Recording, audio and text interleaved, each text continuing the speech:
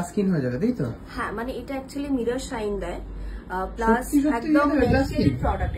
এটা এখানেই পাওয়া যায় নাকি আরো অনেক জায়গায়? এগুলো অনেক টনিয়ান গায়েতেও থাকে, মোস্ট প্রবলি টনিয়ান গায়েতেই থাকে, যেগুলো লাক্সারি সালন হয় সেগুলোতেই থাকে। এগুলো একটু কস্টলি হয় এগুলো, কারণ এগুলো বাইরের প্রোডাক্ট, প্লাস এগুলো মেডিকেটেড প্রোডাক্ট। যে কোনো ডার্মাটোলজিস্টের কাছে গেলেও সেও সেম প্রোডাক্টই সাজেস্ট করে। প্লাস এটার ক্লিন আপ থেকে শুরু করে ফেশিয়ালস এভরিথিং খুব ভালো রেজাল্ট দেয়। ওকে, তো এই পাউডারটা দিলেই হচ্ছে গ্লাস ক্লিন হয়ে যাবে, তাই তো?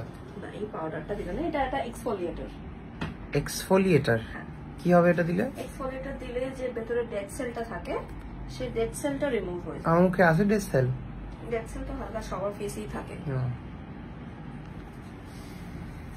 দাও দেখি কতটা চামড়া ওঠে দেখি।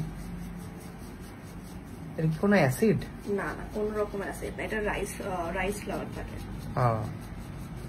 এই পাউডারটাই ফোম হয়ে যায়। রাইসের ফুল থাকবে, তাই তো বললে রাইস ফ্লাওয়ার? হ্যাঁ, ফ্লাওয়ার মানে যেটা আটা হয় ওইটা। ও আচ্ছা, ওকে।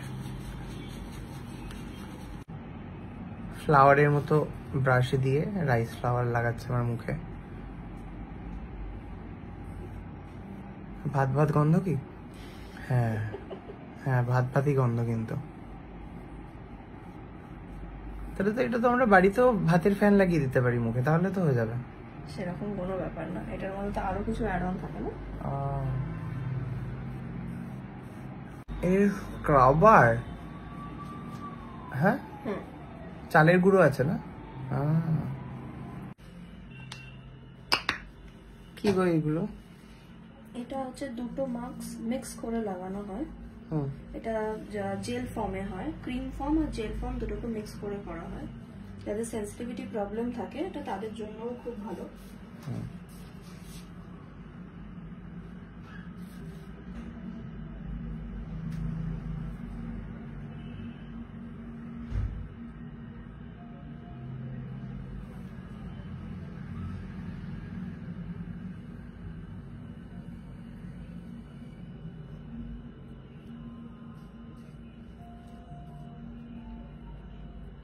আমার হেয়ার স্পা তো দেখলেন, এবারে হচ্ছে মায়ের হেয়ার স্পা।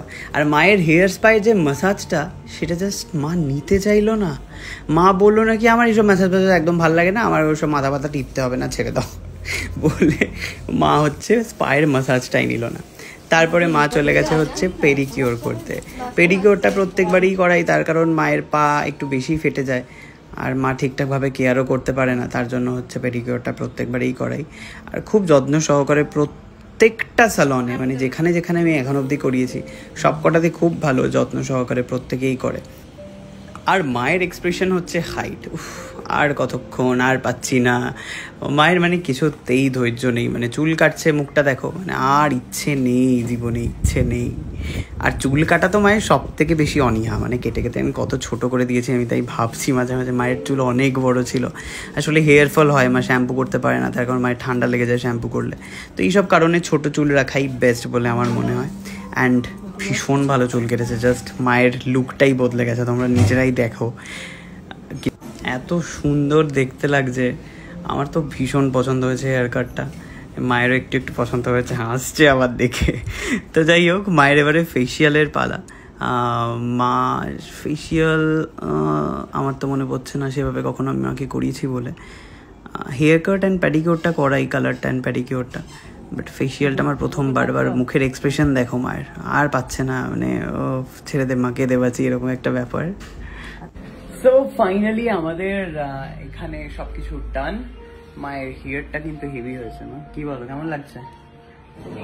আমার হেয়ারটা কেমন হয়েছে বলো? So thank you so much full team of Toni and Guy, thank you. আর আমাদের মতো এরকম যদি সুন্দর মেকওভার বা লুক চেঞ্জ চাও, তাহলে তোমরা চলে আসতে হবে বিটি রোডের টনি অ্যান্ড গাইয়ের শোরুমে, তাই তো? ওকে, থ্যাংক ইউ সো মাচ।